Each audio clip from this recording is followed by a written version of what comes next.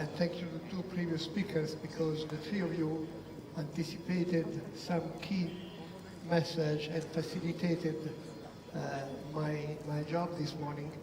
But before I start my lecture, let me express my deep gratitude to Servier for offering me again the opportunity to share with you some of the cultural evolution that we are witnessing in cardiology and especially in chronic myocardial ischemia. And it's also, I must say, very challenging, but also very rewarding to speak in front of such a large and qualified audience. So let's start from the question that was posed to me. A look into the future of clinical management of ischemic heart disease patients. I'm not that good to read in crystal balls, but I do know that some change will happen in the near future. I heard from the chairman that you are looking forward to the next European guidelines that we presented at the Congress, annual Congress in Paris. I cannot anticipate too much. I am afraid you will not find all you are expecting for, but I can tell you that one thing you will find, that myocardial ischemia will no longer be called a disease, but will be called a syndrome. So there is a change in name from disease to syndrome. So the first thing I suggest you is to go on Wikipedia and see what does mean syndrome. Well, if you go to Wikipedia, you can read that in medicine, a broad definition of syndrome is used, which describes a collection of symptoms and findings without necessarily tying them to a single identifiable pathogenesis. Perfect. In cardiology, we are very, let's say, trained to deal with syndrome. Heart failure is a syndrome. Hypertension is a syndrome. And from August 31st, myocardial ischemia will become a syndrome too. So the purpose of this, lecture this morning is to see how we abandon this definition that was formulated 12 years ago. This is a definition that was closely tied to this idea. The idea was that myocardial ischemia was the consistent consequence of a vascular obstruction. So everything should be the consequence of a reduction of the vessel lumen. If the reduction is progressive in time, it was called chronic. If the reduction was abrupt, it was called acute. But actually, the concept of a syndrome was already in the previous guidelines. Because if this definition were true, if this concept was real, then the life of patients at cardiology should have been easy, because it should be enough to see the obstruction, to diagnose ischemia, and should be enough to remove the obstruction, to cure ischemia. But actually, 6 years ago, it was written, beware, the mechanisms of myocardial ischemia are not just one. The mechanism of myocardial ischemia is not only the fixed atherosclerotic stenosis. The mechanism of myocardial ischemia include the fixed stenosis, microvascular dysfunction, dynamic stenosis, focal or diffuse epicardial spasm. But the most important message in this table is the last line. The above mechanisms may overlap in the same patient and change over time. This statement has not been fully understood by the cardiological community. It's written in clear words, but has been totally neglected. Why I say that it has been totally neglected? Because if you read carefully this statement, you immediately reach the following conclusions. First conclusion, coronary angiography is irrelevant to diagnosing myocardial ischemia. Stop hoping to diagnose myocardial ischemia looking at coronary anatomy. Because here you have 5 mechanisms: fixed stenosis, dynamic stenosis, microvascular dysfunction, focal vasospasm, diffuse vasospasm. Of these 5 mechanisms, only one is an anatomic mechanism, the fixed stenosis. The other 4 are not visible at angiography. And what is written at the last line is that even if you see a stenosis, this does not guarantee that the patient has no vasospasm or has no microvascular dysfunction. We have not yet fully understood this message. So the next guidelines will reinforce the message.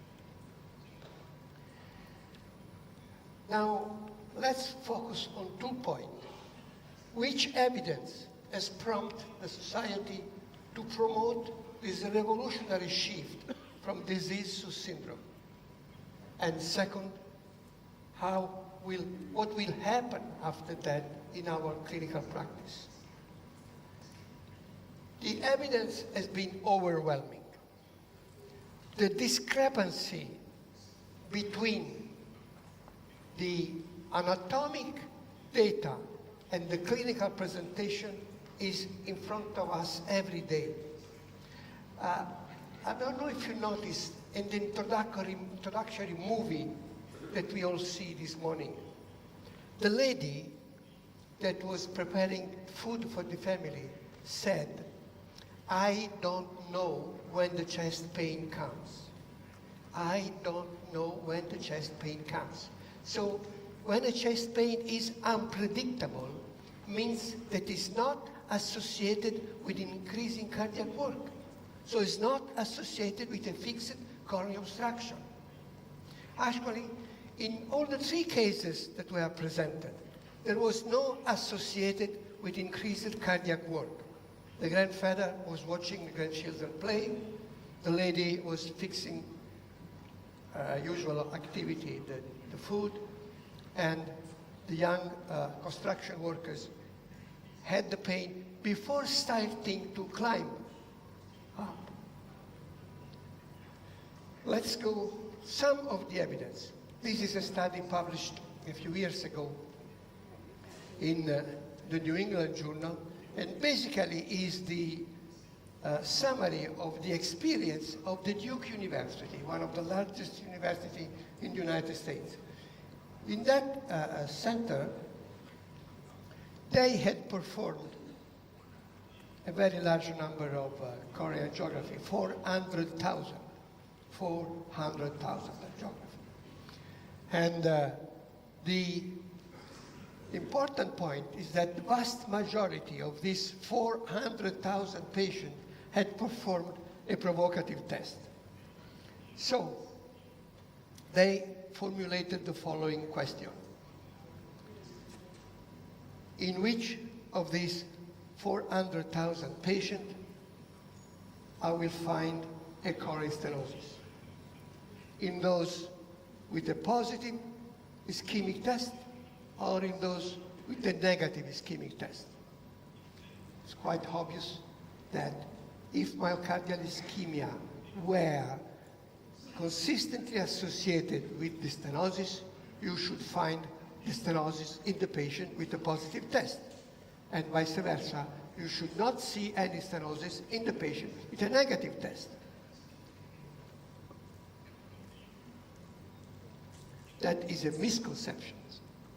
The reality is that there is no difference in the prevalence of coronary stenosis between the group with a positive test and the group with a negative test. No significant association between coronary stenosis and myocardial ischemia. And in fact, there is another information here, that even in the group with a positive provocative test, only half of them have a coronary stenosis. So presence or absence of coronary stenosis is irrelevant to predict if a patient will have a positive or negative ischemic test. This is an additional, you already have been anticipated, additional data. These are 13,000 patients undergoing CT angio. CT angio is very popular in the United States. It's performed not by cardiologists, but by radiologists, and is promoted heavily in the daily press. I mean, if you land in New York, open New York Times, you will see advertising, $1,000, you come, we take a CT angio, and we'll tell you if you will have an infarction or not. Well, these radiologists performed this registry, but of course asked the help of the cardiologist to interpret the images, and asked to the cardiologist, where will we see this stenosis? And the answer was, you will see a lot of stenosis in patients that have angina. You will see less stenosis in those with atypical angina or no angina, and if the patient is totally asymptomatic, is not even considered.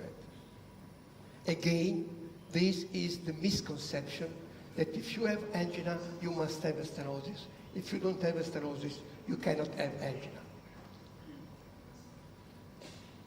This slide shows you how different reality, the yellow bar, is from the misconception, the blue columns.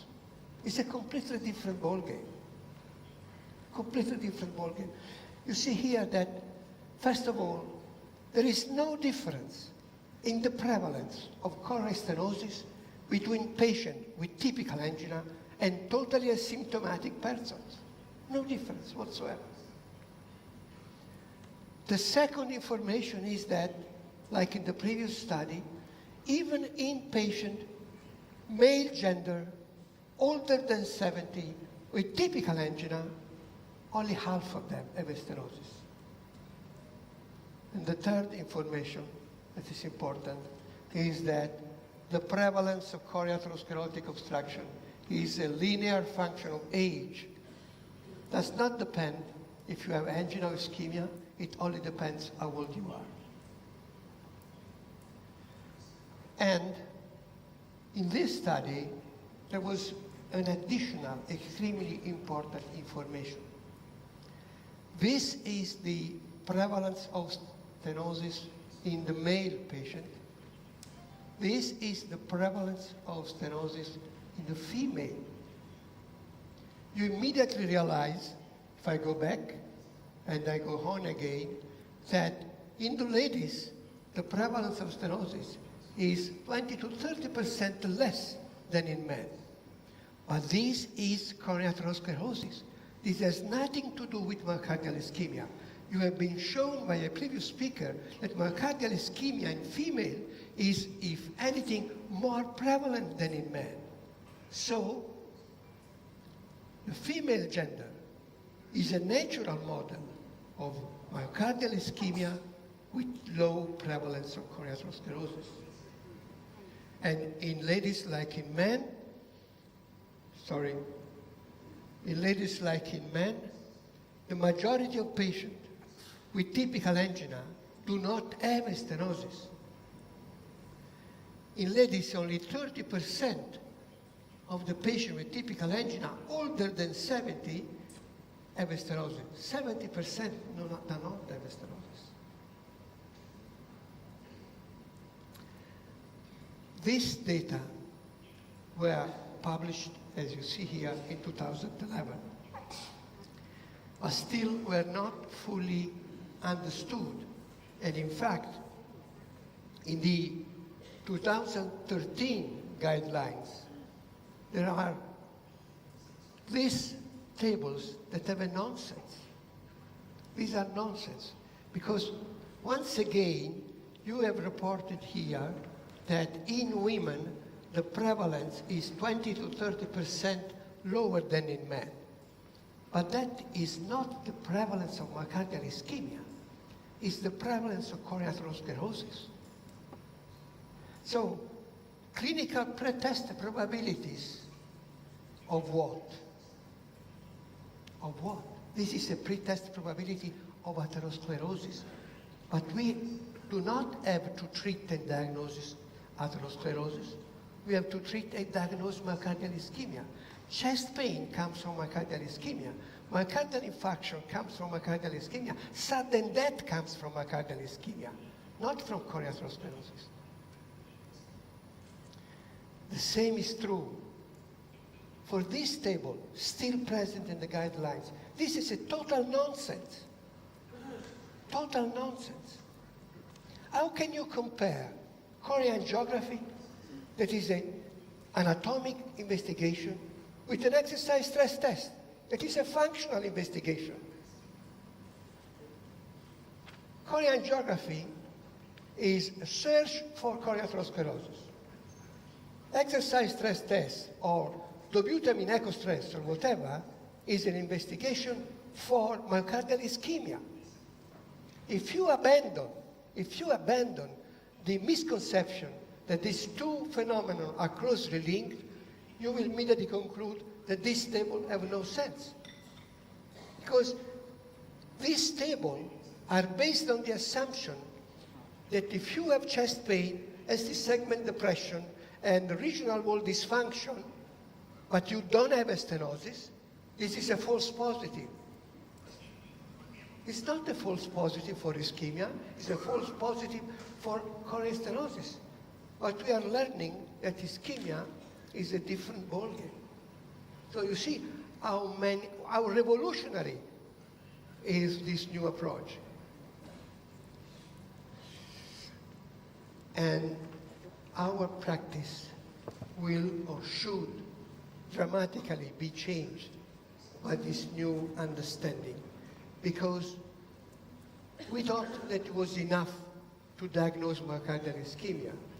Well, from now on, it will no longer be enough. You have to diagnose myocardial ischemia, but then you have also to identify the precipitating mechanism if you want to really treat in an effective manner your patient.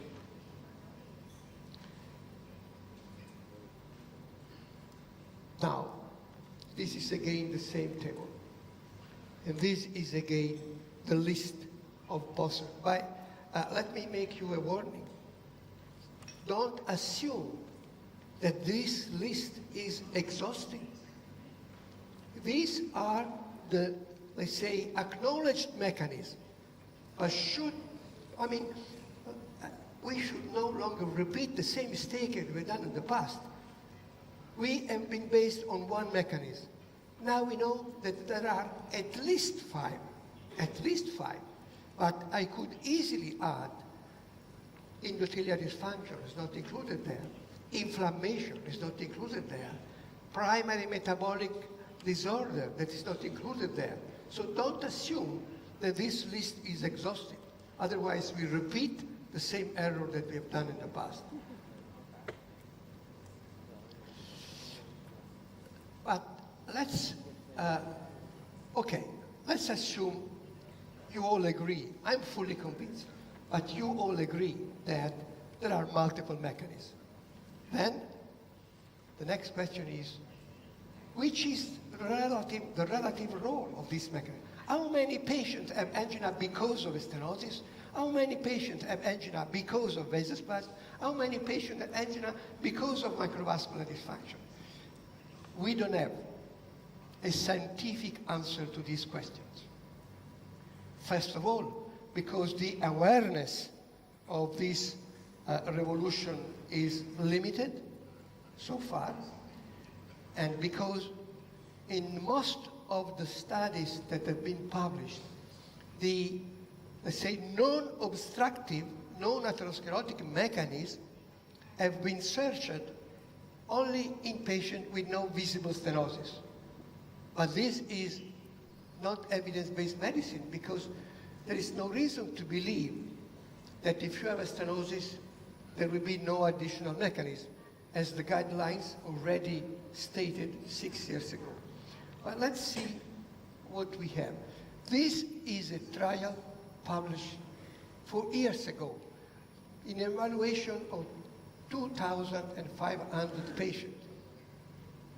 These were diagnosed clinically that they had stable angina pectoris.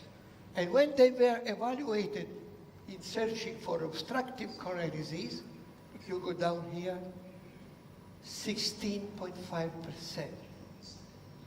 So not only the mechanism for myocardial ischemia are several, but coronary stenosis is by no means the prevalent mechanism. This is another study published in Circulation. Again, this is the search for mechanism when no stenosis is visible. This is a major limitation, but it's important to notice that they found endothelial dysfunction. Endothelial dysfunction is not listed in the mechanism of the European guidelines. So from 5, we already have 6 now.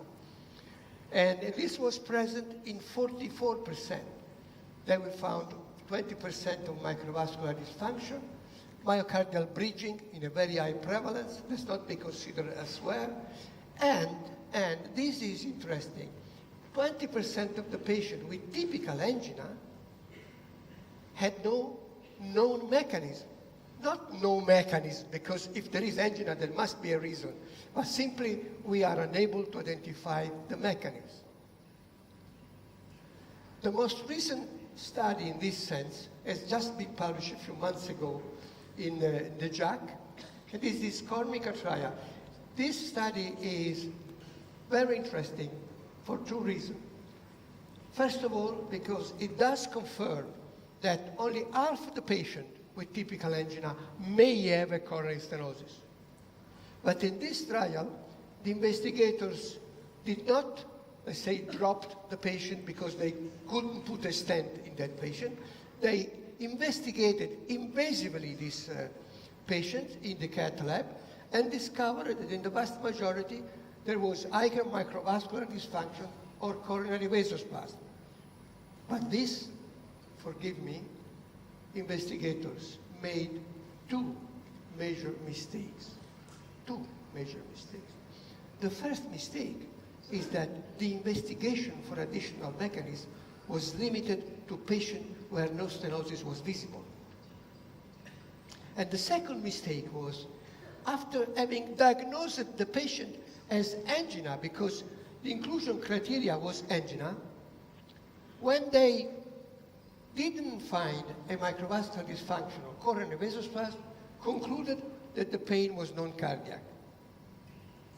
So this is an intimate contradiction. The angina in those patients had not a mechanism, a known mechanism. But it does not become chest pain. I mean, consider hypertension. In how many patients we know the mechanism of hypertension? 5%, 7%, 90% of the hypertensive syndromes are essential. That means we don't know why. But we do not deny the diagnosis of hypertension because we don't find a kidney dysfunction or a surrenal adenoma. We say it's an hypertension, and we don't know why you have hypertension, but we will treat it. The same will happen with myocardial ischemia.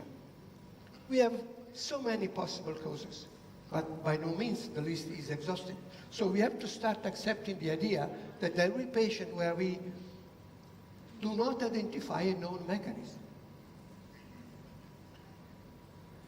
But This, for the moment, is just a preliminary summary of how limited is the diagnosis or how unreliable is the diagnosis if you focus on coronary stenosis. In the Duke University data, 50% of patients with ischemia had no stenosis. In the confirm registry, 50% of male patients and 70% of female patients had no stenosis, having typical angina. Even in the FAME2 trial, in the FAME2 trial, 27% of angina patients had no significant stenosis. And in the latest trial, the Cornica trial, 40% of patients had no obstruction. So the conclusion is that non-obstructive angina is the base, is frequent in the vast majority of angina patients. So it's just a weird event. Then this immediately translates to treating these patients, because we have to face the following point. 40 to 50% of patients do not have significant stenosis. That means they cannot be considered for a revascularization procedure. Half of the patients cannot even be considered. Those that do have a coronary stenosis and receive a revascularization procedure must face that 30 to 40% we still have angina. This is something we all have been aware for years, but there has been no effort in the cardiological community to identify the patient that will not benefit from a procedure before performing the procedure. We do the procedure to everyone we can, we put a stent wherever we can, and then we see what happens. This is no longer acceptable.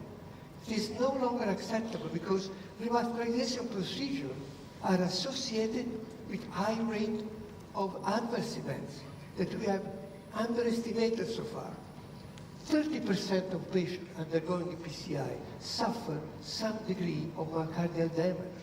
So we cannot just send the patient and then hope that everything will get better. No, we must send the patient if we have a reasonable expectation that the procedure will benefit the patient.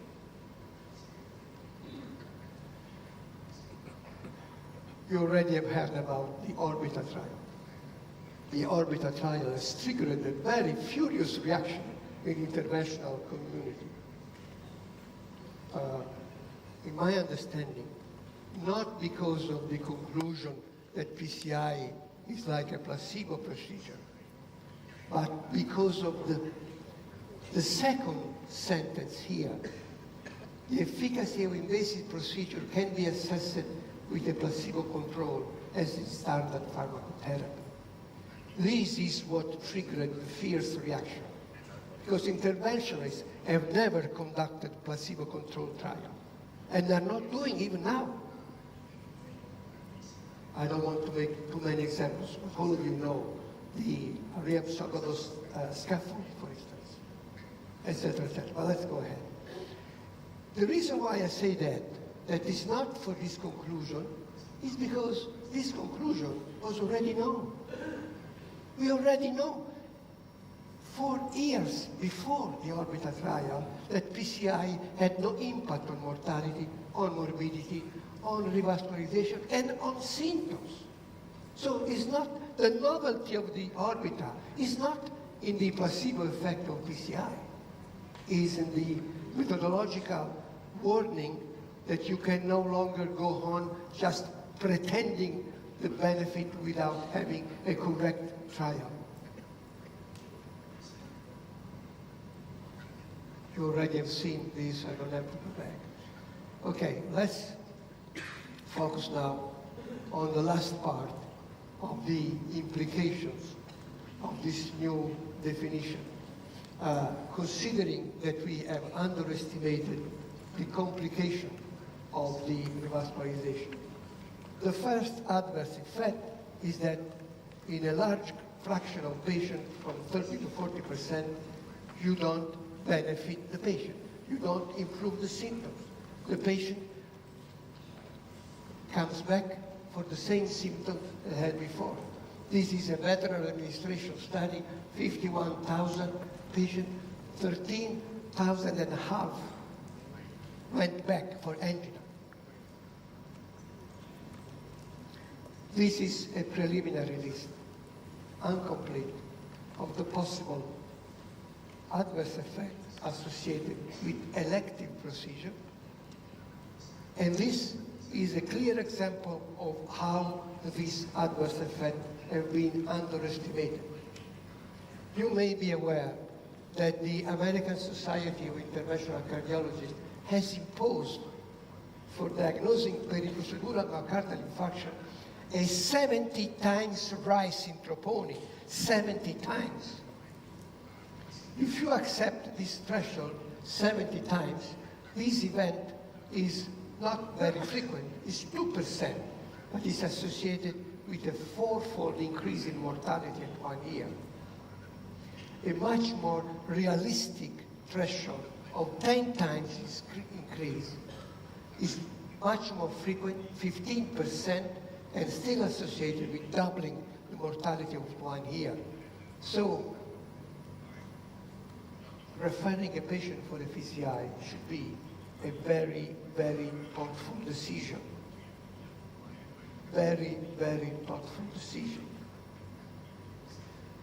Actually, again, the guidelines were very clear. This is another example of how the guidelines are advocated when they are convenient and neglected when they are not convenient. Because the 2013 guidelines listed that revascularization to improve symptoms should be considered only in patients with a significant stenosis that can be revascularized and an acceptable angina despite guideline-dictated medical therapy. In 2013, this was the only class 1 indication to revascularization. Only class 1 indication was intolerable angina despite medical therapy.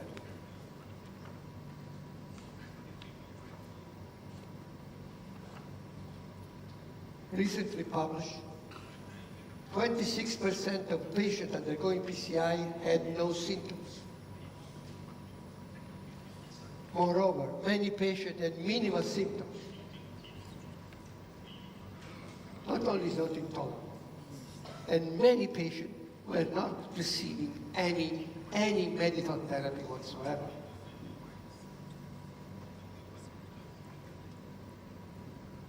So we have been living so far in a funny world, because we every day proclaim that we practice evidence-based medicine. But reality is a completely different story. We don't even consider the evidence. Evidence-based medicine is the clinical transposition of scientific evidence. We do whatever we want, with no control whatsoever. Okay, so if we really want to practice evidence-based medicine, I would suggest that the first thing we have to do is to be honest with our patients. To be honest with our patient. As far as I'm aware of, we cannot promise the patient that we will make them live longer. We cannot promise the patient that our treatment will prevent myocardial infarction. There is no evidence for that in elective procedure. The only promise that we can do is that we may improve the quality of their life. We may improve the quality of their life. This is the reasonable, honest promise we can do to the patient, provided we prescribe a tailored medical therapy. The choice is not that large. There are not 100, 200 drugs we can choose from. The number of drugs is quite limited. It's 9 approved. Some more are in development, but basically, and not all of them are available in every country. So the choice is relatively limited. And based on which criteria we should make the selection. Of course, we want drugs that are effective anti-anginal agents, but we also want drugs that do not have many contraindications. I call this drug doctor-friendly, in the sense that the doctor does not want to risk symptomatic bradycardia, hypotension, heavy block, erectile dysfunction, constipation, depression, fatigue, etc., etc. And must be patient-friendly. It means the patient has to tolerate, because in this new perception of myocardial ischemia as a syndrome, it's also included that this is a long life syndrome, like again, heart failure or hypertension or diabetes, etc. So the agent that you prescribe must be tolerated for decades, hopefully, if your patient survives long enough. You already are aware that the recommendations of the European Society are not acceptable any longer. They are not acceptable because there is no match between the mechanism of action of the agent and the precipitating mechanism of ischemia. Because there is no evidence to support or to prove the superiority first line versus other second line. And because there is no consideration for comorbidities. But you know that 70% of patients with angina are also hypertensive patients. 27% of angina patients are diabetics. 20% have chronic obstructive pulmonary disease. 10% have peripheral arterial disease. 12% suffer the previous stroke. You cannot forget this element in prescribing a medical therapy. This is the philosophy backing this approach that we are proposing. Let me absolutely frank with you. Focus on these first two cartoons. Forget the last one. What I'm saying here, the problem is myocardial ischemia, okay? This, as was said by one of the previous speakers this morning, can be easily identified talking with the patient. The patient tells you that you just need the time to listen to the patient and to put to the patient the right question.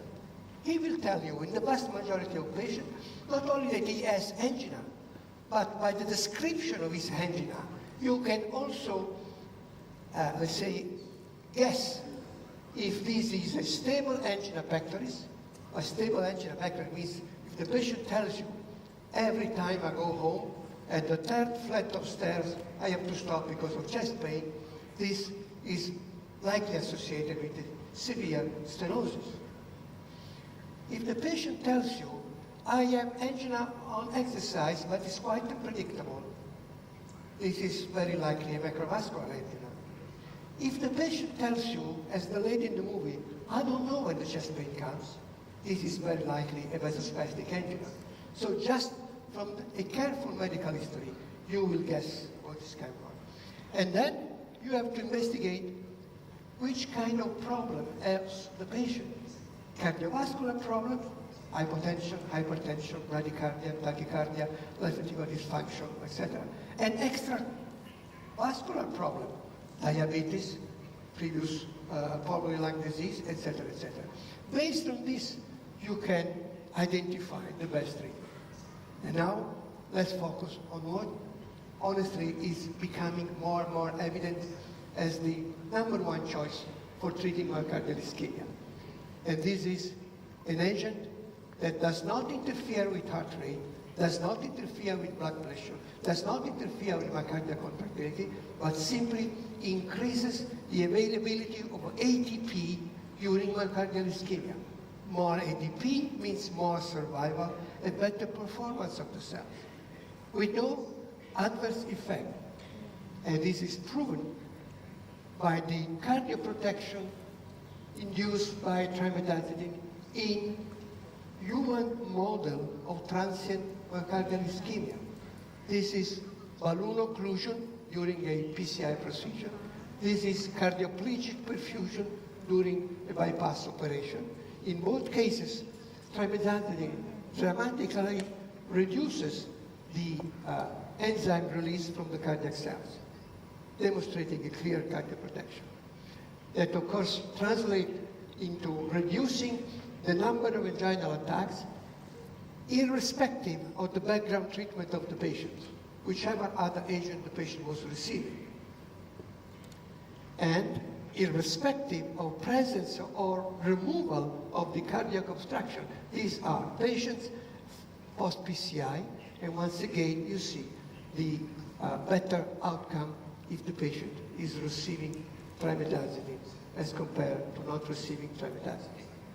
So regarding trimethazidine, this is a metabolic cardioprotective agent shown to be beneficial in ischemic myocardial syndromes independently of the precipitating mechanism, with or without diabetes, with and without left ventricular dysfunction. And no other agent can match the record of efficacy and tolerability of trimethazidine. And the second element is ivabradine. Ivabradine is another clean drug. And by clean drug, I mean a drug that you know exactly what it's going to do. You don't have to fear other effects on other systems, on other components. It only slows the heart rate. And it slows the heart rate in a manner proportional to initial heart rate. So you will never have symptomatic bradycardia with ivabradine. You will never have AV block with bradycardia.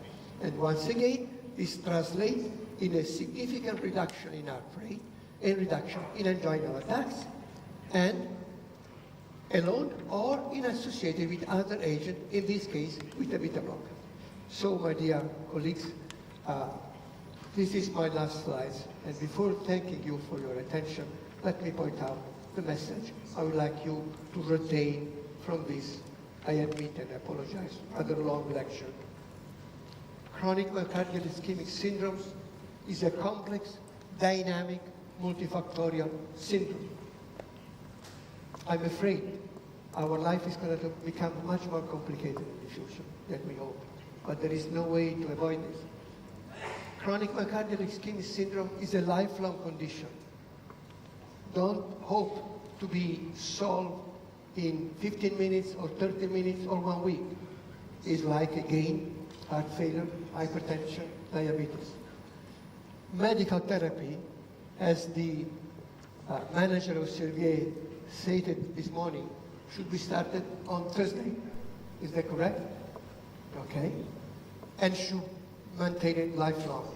Of course, not necessarily the medical therapy you prescribe initially, because the dynamic syndrome may change with time. You have to adjust. Or new comorbidities can appear in that patient, and so on. Medical therapy of chronic ischemic myocardial syndrome should be tailored to precipitating mechanism, comorbidities, and patient tolerability. And given the combination of efficacy, lack of contraindication, and tolerability, both trimethazidine and ivabradine appear as the perfect choice for all patients. Thank you very, very much for your attention.